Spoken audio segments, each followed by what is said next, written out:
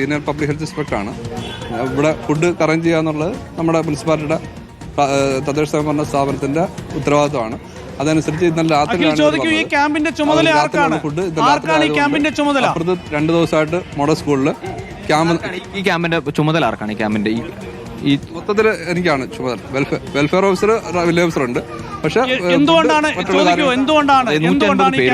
സ്വാഭാവികമായി മൊത്തത്തിൽ ക്യാമ്പിൽ ഭക്ഷണം പാചകം ചെയ്യേണ്ടതാണ്. എന്തുകൊണ്ടാണ് ഇപ്പോൾ അപ്പുറത്തുനിന്ന് പോയി കഴിക്കണമെന്നൊരു സാഹചര്യത്തിലേക്ക് പറയുന്നത്? കാരണം രാവിലെ ഇവർ കൊണ്ടുവന്ന് കൊടുത്തു, ഈ സാധനങ്ങൾ കൊണ്ടുവന്ന് വെച്ച് കൊടുത്തു, ഗ്യാസ് സൗകര്യം തിരിച്ചെടുത്ത് കൊണ്ടുപോയി. അതൊക്കെയാണ് ഇവരൊരു ബുദ്ധിമുട്ടായി പറയുന്നത്. ചില ആളുകൾ മോശമായി സംസാരിച്ചു എന്നും പറയുന്നു.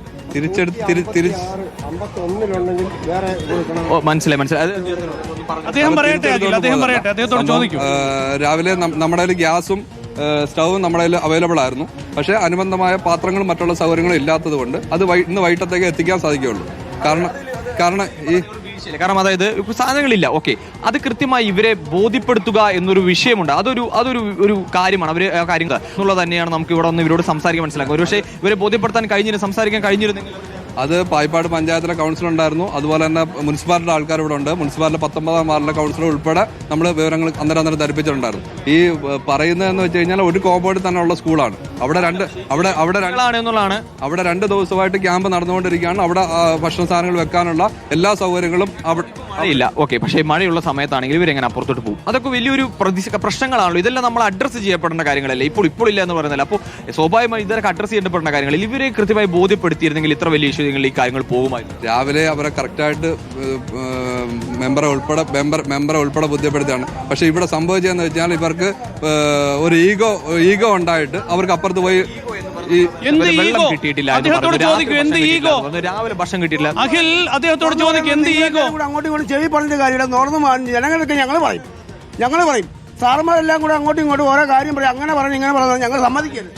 ഇവര് വിഷയങ്ങളെ ഈഗോ എന്ന് പറഞ്ഞ് കയറ്റുന്നത്, ഈഗോ എന്ന് പറഞ്ഞ് അതിനെ ഒഴിവാക്കുന്നത് ശരിയാണോ? കാരണം അതായത് ആളുകളുടെ ഭക്ഷണ കാര്യം അതൊരു ശരിയായ നടപടിയാണ് അങ്ങനെ പറയുന്നത്. സാറേ, നമ്മുടെ വീട്ടിലൊരു സംഭവം നടന്നു കഴിഞ്ഞാൽ നമ്മൾ അടുത്ത വീട്ടിൽ പോയി അടുത്ത വീട്ടിൽ നിന്ന് വെച്ച് കഴിഞ്ഞാൽ അവിടെ പോയി അവരോട് സഹകരിച്ചിട്ട് അവരോട്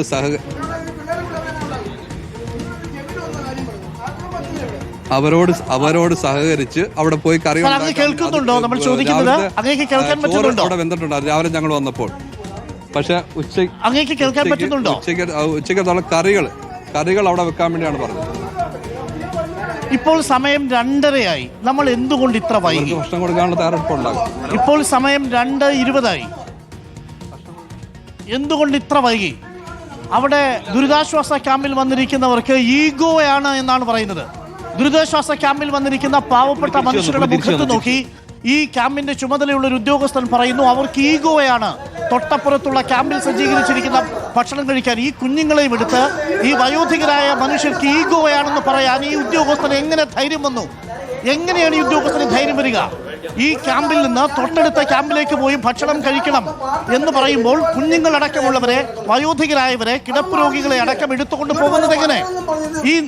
ഈ വളരെ നിരാലംബരായ മനുഷ്യര് അവരുടെ ഈ വീടുകളിൽ നിന്ന് വെള്ളം കയറി വരുമ്പോൾ ആ മനുഷ്യർക്ക് ഈഗോയാണെന്ന് അധിക്ഷേപിക്കുകയാണോ ഉദ്യോഗസ്ഥൻ എന്നതാണ് ചോദ്യം. സമയം 2:23 രാവിലത്തെ ഭക്ഷണം കിട്ടിയിട്ടില്ല. കുടിവെള്ളം പോലും കൊണ്ടുവന്ന് കൊടുത്തത് ഈ റിപ്പോർട്ടർ വാർത്തയ്ക്ക് ശേഷം. തൊട്ടു പിന്നാലെ ഓരോന്നായിട്ട് ഭക്ഷണം അപ്പുറത്തെ ക്യാമ്പിൽ നിന്ന് കൊണ്ടുവരികയാണ്. ആദ്യം കൊണ്ടുവന്ന ഗ്യാസ് കുറ്റി എടുത്തുകൊണ്ട് പോയി. അതിനുശേഷം അവിടേക്ക് കൊണ്ടുവരുന്നത് റവ, അതിനുശേഷം സവാള. റവയും സവാളയും വെച്ചാൽ ഭക്ഷണമാവില്ല സാർ.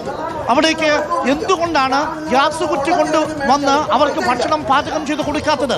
വില്ലേജ് ഓഫീസർ പറയുന്നു ഉത്തരവാദിത്വം മുനിസിപ്പാലിറ്റിക്ക്, മുനിസിപ്പാലിറ്റി പറയുന്നു ഉത്തരവാദിത്വം വില്ലേജ് ഓഫീസർക്ക്. പരസ്പരം പഴിചാരി പരസ്പരം കൈകഴുകുകയാണിവർ. ചങ്ങനാശ്ശേരി ഗവൺമെന്റ് ടൗൺ LP സ്കൂളിൽ നിന്നുള്ള കാഴ്ചയാണ്. അവിടെ വന്നിരിക്കുന്ന ദുരിതബാധിതരായ മനുഷ്യർക്ക് ഈഗോയാണെന്ന് പറയുന്ന ഈ ഉദ്യോഗസ്ഥനെ എങ്ങനെയാണ് ഈ ക്യാമ്പിന്റെ ചുമതല ഏൽപ്പിക്കുക? അഖിൽ, ആ ഉദ്യോഗസ്ഥനുണ്ടെങ്കിൽ ആ ഉദ്യോഗസ്ഥർ പറഞ്ഞത് അങ്ങേയറ്റം നിരുത്തരവാദപരമായ ഒരു സ്റ്റേറ്റ്മെന്റ് ആണ്.